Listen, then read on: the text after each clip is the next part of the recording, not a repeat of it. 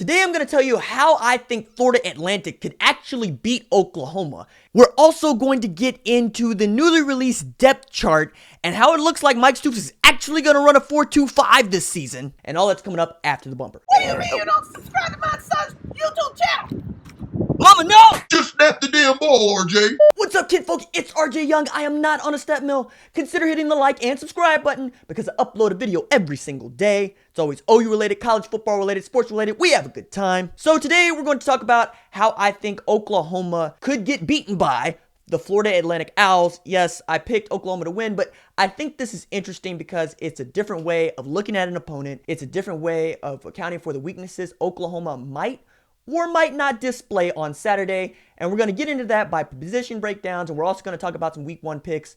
But let's start with the week 1 picks. Now, first, we have Florida Atlantic versus Oklahoma. Oklahoma is a 21-point favorite. I say take Oklahoma and the points. Expect Oklahoma to cover and in a big way. Tennessee at number 17, West Virginia. West Virginia is a 10-point favorite. I don't see that happening, man. I think Tennessee's going to walk into Morgantown and walk out with Daniel Boone's rifle. I think they're just going to take that coonskin cap right off the top of his hat. I know it's not Daniel Boone. I know it's a Mountaineer, but I don't really care because I don't believe in Will Grier. I don't believe in Tony Gibson's 3-3-5 stack. I don't think that's going to be a good way to account for an SEC offense and Jeremy Pruitt's defense, despite what he had to work with or what he does have to work with. I think it's going to have an easy time of walking in there and get a W. I don't believe in West Virginia. I think they're overrated. I really do. I don't know what they have at tailback. David Sills, he doesn't do it for me. I know he had a bunch of touchdowns, and I know there's a lot of folks that think that he's an All-America candidate, but he's going to have to show it, and so is Will Grier. And to date, I don't see it, man. That same West Virginia team that walked into Oklahoma and got mollywopped last year. I don't see it at all. Number 23, Texas at Maryland. As much as I don't like Texas, I'm taking the Longhorns to beat the Terrapins because in Scandalgate, where you have Magic City Tom Herman, you also have Maryland, where a kid died. Young man lost his life. DJ Durkin is the worst. They fired the strength coach. The head athletic trainer gave his notice. I don't want Maryland to win any football games this year, just the way that I didn't want Baylor to win any football games the last couple of years. I want Texas to go in there and get a W. Plus, I would like it very much if both Texas and Oklahoma were ranked inside the top 10 by the time the Red River rivalry comes around, because then people would care about it the way that they care about Ohio State and Michigan, the way they care about these other rivalry games that everybody seems to be thinking about, but nobody gives any thought to the Red River rivalry anymore because Texas has been garbage. Texas has been trash. And I want Tom Herman to at least figure it out by October 6th. Number 14, Michigan versus number 12, Notre Dame. A lot of folks have this as a pick'em.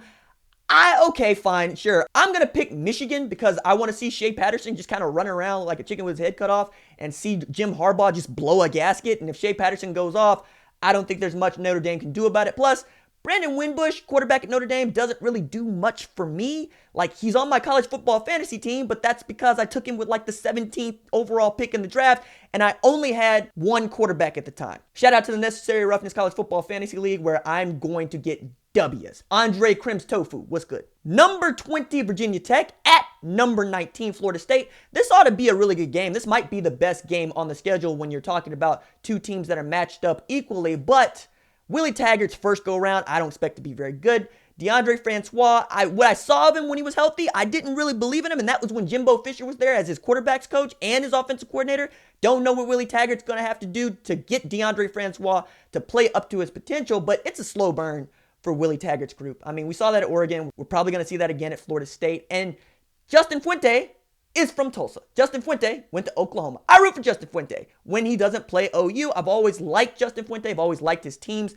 And you know what? The defense in Blacksburg can still go. Bud Foster can still put together a defense that can go out there and pitch shutouts. And I don't really expect anybody at Florida State to do anything about it. So take Vautech to win, though Florida State is a 7.5-point favorite. Number 6, Washington versus number 9, Auburn. I got Auburn. A lot of people have this as a pick'em too, but if Auburn can't win this game by 2 touchdowns, I don't expect them to be any good in their conference, in their division, where I think LSU can really get after it and make a go at the conference championship this year. But I like Gus Malzahn, and I like Gus Malzahn's offense. I got Auburn to beat Washington. You can take Jake Browning if you want to. Number 8, Miami at number 25, LSU. I've already said I like LSU and I expect them to win this game. LSU is a 3.5-point dog, though they're at home. Look, LSU and Ed Orgeron, if nothing else, Ed Orgeron, who's a psycho, can absolutely recruit. They got the Ohio State transfer, Joey Burrow, who basically got out of Dodge right before it all went to heck up there, man. And I expect him to have a pretty good game. We'll see what they have at tailback.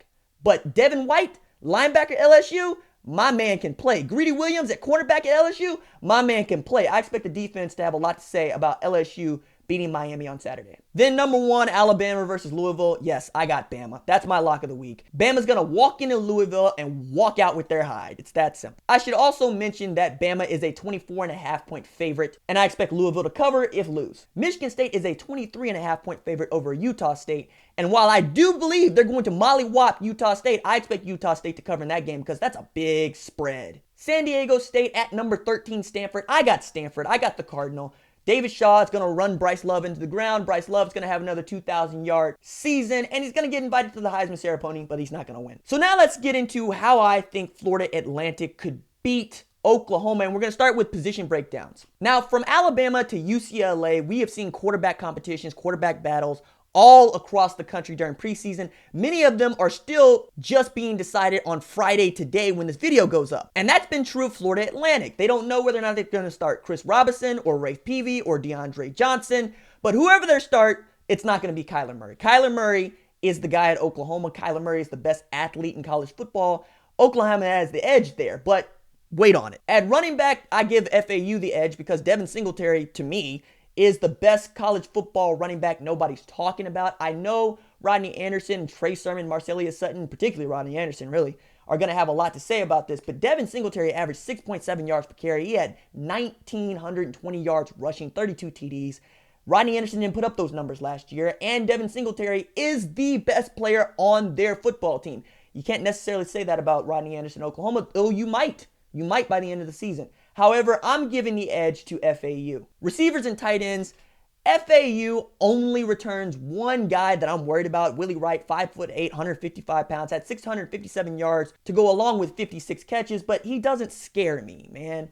If I'm FAU, I'm terrified of CeeDee Lamb, Hollywood Brown, and Grant Calcaterra, to say nothing of whoever's going to play in the slot. We still don't know who's going to start there. Whether the receiving core and tight ends, I think you got to go with Oklahoma. That's where the edge is. Now, talking about the offensive lines, I give the edge to Oklahoma because you return 3 starters who combined for 82 career starts, both your guards and a tackle, right? Bobby Evans, Drew Samia, and Ben Powers. Now, the offensive line at FAU was really, really good last year. Had nearly a 2,000-yard rusher and had 52 touchdowns on the ground as a group, but only 2 of those guys returned from last year's squad. So I expect them to still be trying to figure it out come week 1. Though if you want to name check a couple owls on the offensive line to impress your friends, go with Brandon Walton and Reggie Bain. Those are the 2 guys to watch for on offensive line for Florida Atlantic. The defensive line, I'm going to give a slight edge to Oklahoma because we know what we have, but we don't know what we have, man. You're asking a guy like Neville Gallimore to step up in a big way this season. There's no Devontae Lampkin. There's no DJ Ward. There's no Obo Oronquo. And, Mike Stoops doesn't know who's playing that jack position yet. Though we all hope that it's Addison Gums. We all hope that Mark Jackson or whoever steps up to take that job takes it in a hurry. And you're also asking Kenneth Mann to come on and be that really great lockdown, strong side defensive end. Had 5.5 sacks. He's my pick for breakout player on the defensive side of the ball. You're also asking for a lot from Amani Bledsoe and Marquise Overton. However, nobody at defensive tackle for Florida Atlantic scares me, and the 2 guys that Tony Pecoraro, defensive coordinator at Florida Atlantic, is going to be asking to do a lot of the work at defensive end are Tim Bonner and Ernest Bagner. Now, both of those guys were highly touted coming out of JUCOs. Like, Tim Bonner was at Last Chance U. He's been on TV. But they both combined for only 3.5 sacks last year from a defensive end unit that had 18.5. So their production is going to have to go up in a big way. And until I see it, I'm no longer scared of them. At linebacker, the biggest edge for Florida Atlantic ever, man. In Azeez Al-Shaair and Rashad Smith, you're returning 2 guys that combined for nearly 250 tackles, 22.5 tackles for loss, and 8.5 sacks. I mean, you heard Lincoln Riley say it. Al-Shaair, his comparable is Roquan Smith. That's heady company, man. And he's earned it. Like, he can absolutely play. And between those 2 guys, I got to give them the edge because you're returning a guy in Kenneth Murray Jr. who has 1 season of college football under his belt and only 1 season ever at the middle linebacker position. We're asking a lot from him. We're asking a ton from Caleb Kelly, who's a 5-star linebacker who just hasn't lived up to his potential yet. And it's not really a ringing endorsement that Curtis Bolton is still very much in the mix to win that starting job away from Caleb Kelly. And then we're going to have a new guy at Sam linebacker, no matter who it is. Now, I've been on the Ryan Jones bandwagon for a very long time. I really enjoy me some Ryan Jones, and I'm excited to see what he can do at that space linebacker position. But you also got new unknowns, if talented, Nick Bonito, Brian Asamoah, and Deshaun White. You're going to ask the linebacking core to step up in a big way, and we don't necessarily know what they're going to be able to do. We know what Florida Atlantic can do. They're a headhunter. In the secondary, I'm giving the edge to Florida Atlantic. Look, Kerry Cooks had to move 2 corners to safety to fill out depth. It's the one position where you cannot afford any injuries at all, no matter who you start, whether it's Khalil Houghton, Robert Barnes, Jordan Parker, or Justin Broyles. Now, you return Parnell Motley, who's your number 1 corner, who I expect to have a big year. Trey Norwood also started some games last year, started the Georgia game, and everybody's expecting to see a lot of Trey Brown at some point somewhere. But, particularly in the secondary, Florida Atlantic is sneaky good. Safety Jalen Young had 7 interceptions and 77 tackles last year. Now, for perspective, right? Kenneth Murray Jr. had 78 tackles, playing middle linebacker. So not only is Jalen Young a ball hawk with ball skills, he can wrap you up and put you down on the ground. For me, he could be the number 1 ball hawk, not just in Conference USA, but in the country this year if he has another season like the one he did last year. Now, special teams, I think Oklahoma has the edge because Austin Seibert's played a lot of football. He's within striking distance of breaking the scoring record held by kicker Michael Honeycutt at 450 points. Seibert needs 90 points to break that record. He scored 132 last year, so he's going to get there.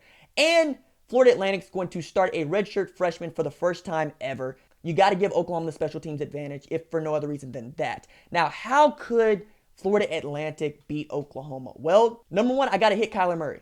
Now, a lot of people wanted to hit Baker Mayfield, and I think they're going to have a harder time trying to hit Kyler Murray. But if you're running a zone read scheme, if you're running an RPO scheme, every opportunity you have to rough Kyler Murray up, you got it. Al Shirer's got to be in his grill. Tim Bonner's got to be in his grill. Rashad Smith's got to be in his grill. And you have to get him out of rhythm. If you get him out of rhythm, Jalen Young can do his ball hawking thing. And Kyler Murray hasn't played football in 3 years. Not at this level, not under these lights, man. Or morning, because 11 a.m. kickoffs suck.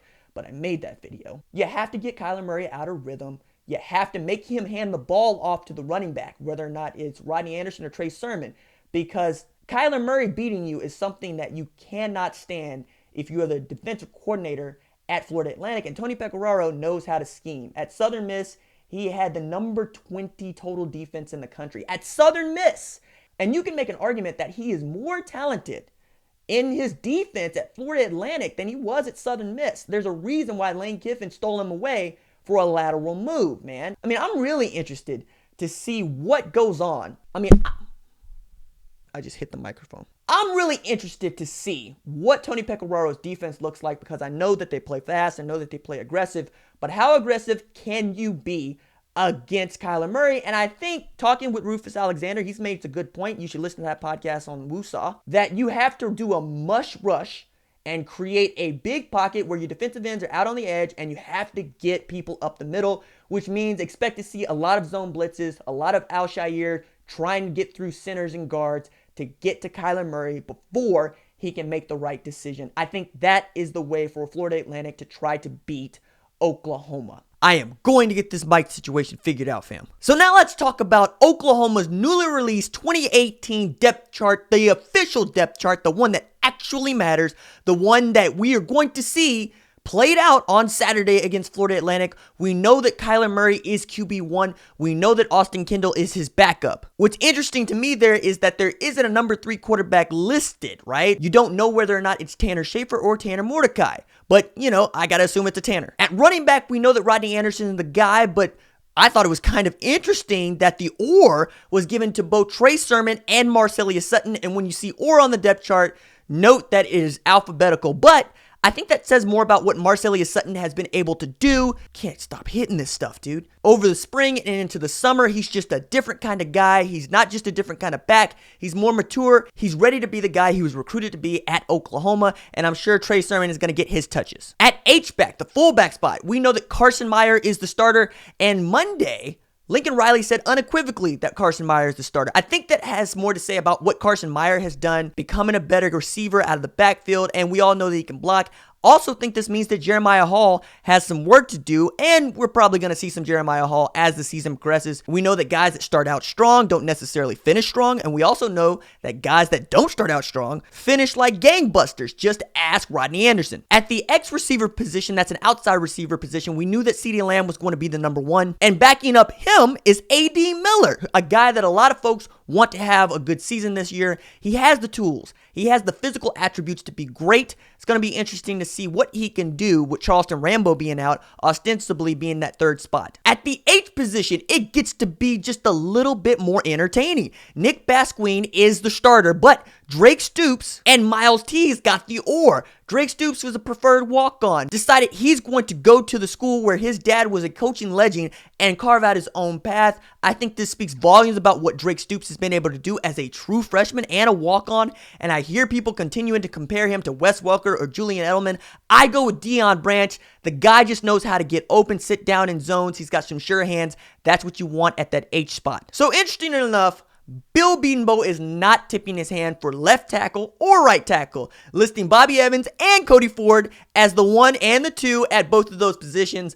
I gotta believe that Bobby Evans is gonna be the guy at left tackle because he's the more proven commodity, and Cody Ford is gonna be the guy at right tackle because he's an interior lineman, and we're not really sure if that translates at all from guard to tackle. So Bill Bedenbaugh playing some cat and mouse games with his offensive line, not telling anybody who's going to start at either tackle spot and who the starting center is going to be. No surprises at the Y, the tight end position, where Grant Calcaterra is the starter. He's going to be backed up by Lee Morris. That's about how we figured it would be. And of course, the Z receiver, the other outside receiver position, Hollywood Brown, Marquise Brown is your starter, as well he should be. He's the best returning receiver Oklahoma boasts, but backing him up is freshman Jalen Robinson, and behind him is Michael Jones. So two guys I thought would be in the mix for the slot receiver position are going to back up Marquise Brown on the outside. Both of those guys have big playability, and as I have said before, Michael Jones averaged more yards per catch than Marquise Brown, so maybe he is the heir apparent to Marquise Brown on the outside. Going to be interesting to see if Jalen Robinson can get in the mix out there too. We know that the kicking duties are going to be handled by Austin Cyber, but it gets interesting when you're talking about kickoff return, where Marcelius Sutton and Trey Brown are listed as the guys returning. We wondered, again, hitting the mic, we wondered whether or not Trey Brown would be in the mix for punt return or kick return.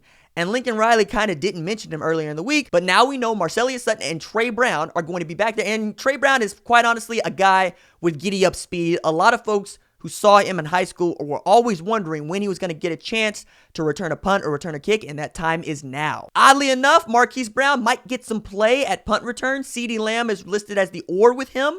CeeDee Lamb handled most of the duties last year. I'd like to see Marquise Brown back there at punt return, a guy who's shifty and perhaps the fastest football player on this team. I think I would like to see Brown there because I know what CeeDee can do. And now moving into the defense, where the most interesting thing is Mike Stoops has put a depth chart out that screams 4-2-5, something I've been begging him to do for a year, and it seems he's going to do it. But let's not get ahead of ourselves as I go through this, because as I said last year, Mike Stoops put out a 3-4 depth chart and kind of messed around with it. He's putting out a 4-2-5 depth chart, which figures to be the base this year. And quite honestly, the in vogue defense, as it has been, because Gary Patterson has been mollywopping people with it. But let's go through it position by position, and then we can start to begin to think about what the scheme might look like. So at the strong side defensive end, the starter's Kenneth Mann. And then backing him up is the true freshman, Ronnie Perkins, a guy we have been hearing a ton about since preseason camp has begun. We've heard a lot about his motor. He's been making plays. I think that's as it should be. Isaiah Thomas is third on the depth chart. Maybe he can sneak in there and make some plays. At nose guard, the starter is Neville Gallimore, Big Canada. We've been hearing a lot about what coaches expect from him, how the light bulb is starting to come on, and if Big Canada can have a big season, Oklahoma's defense could be really, really fantastic. Backing him up is Dylan Famatau, and Q Overton is third on the depth chart. I think all those guys are going to see significant playing time, but Neville Gallimore has to set the tone, has to set the edge at the 0 zero technique. At the other defensive end position is Amani Bledsoe. He's being backed up by Tyrese Lott. I think a lot of us expected to see Amani Bledsoe as a starter. Tyrese Lott played well in the spring game. Apparently, that has carried over into preseason. At the jack linebacker spot, you also have another or situation where Addison Gums is listed with Mark Jackson as the co-starter there. Mark Jackson is a guy a lot of folks thought would get a lot of game last year. Addison Gums is a guy who got some and looks the part. Addison Gums looks like an oboe type at the jack linebacker position. That is the position that is problematic for trying to deduce what kind of scheme Mike Stoops is running, because it fits in a 3-4 where you call that jack linebacker an outside linebacker, but it also fits in what some folks call a 4-2-5 because he's a glorified defensive end who stands up. I like all of my linemen to have a hand on the ground. I don't want any of them playing space linebacker, but that's not Mike Stoops' scheme. Hence the jack linebacker, the do-everything linebacker who needs to set the edge. We'll see how that works out because Mike Stoops doesn't know that he has an oboe-type player on this defense. But behind Addison Gums and Mark Jackson is John Michael Terry, who's made the move from inside linebacker. At the Mike linebacker position, again, no surprise, Kenneth Murray Jr. is the guy, but backing him up is another true freshman, the second true freshman on this defense to earn a backup role, coming straight in, Deshaun White, who everybody has raved about. Deshaun White gets it. He can absolutely make tackles, he can make plays, and he's one of the guys that has added depth to this linebacking core and facilitated competition with his want, need, and talent to play right away. At the will linebacker position, we got a conundrum. Curtis Bolton and Caleb Kelly are listed as the co-starters, the or guys again. Caleb Kelly was almost penciled in as the starter at will, and then during preseason camp, Curtis Bolton came on, and I like Curtis Bolton. I've always liked Curtis Bolton. He can play every position in Mike Stoops' linebacking scheme. He's a guy a lot of folks overlook. They call him Buzzy, and Buzzy can get after it. If Bolton beats out Caleb Kelly, he deserves it, and Caleb Kelly, he's going to have to try to figure it out. And then backing up those guys is Levi Draper, a guy who's still figuring it out, still can get it. We know what kind of athlete Levi Draper is. We know what kind of athlete and linebacker he can be at Oklahoma. He's going to have opportunities to play, I think. But those two guys, Curtis Bolton and Caleb Kelly, will be your go-tos in the will linebacker position, which is really a big deal because that's the only other every down linebacker position in Mike Stoops' scheme. At corner, your starters are the same guys who started in the Rose Bowl, Parnell Motley and Trey Norwood. Interestingly enough, Trey Brown is backing up Parnell Motley this year, and Miguel Edwards is backing up Trey Norwood. I expect to see Trey Brown get in there as soon as Parnell Motley or Trey Norwood show they're not up to snuff,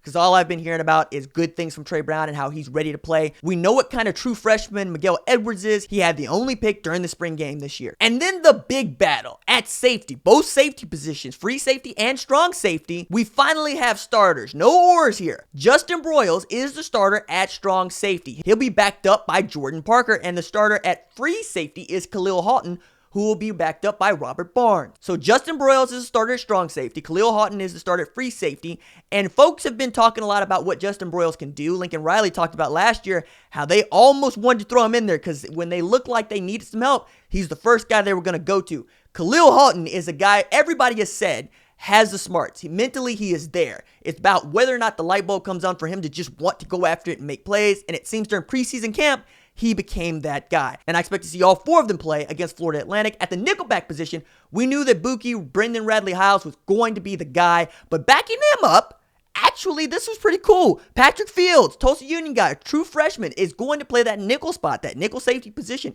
Patrick Fields looked really, really good during the spring game. He's really smart. He understands scheme. He understands his leverages. I think that's a great person to put behind Buki. So you got two freshmen playing that nickel back position. That's big. That's big time. Now, the position that is not listed here that I'm sure we will see is the Sam linebacker position, the position that Ryan Jones was moved to play. Ryan Jones is also not listed on the depth chart because the Sam linebacker position is not listed on the depth chart. But I got to assume Ryan Jones and Nick Benito will both be working at that position because that has been the talk, that has been the noise.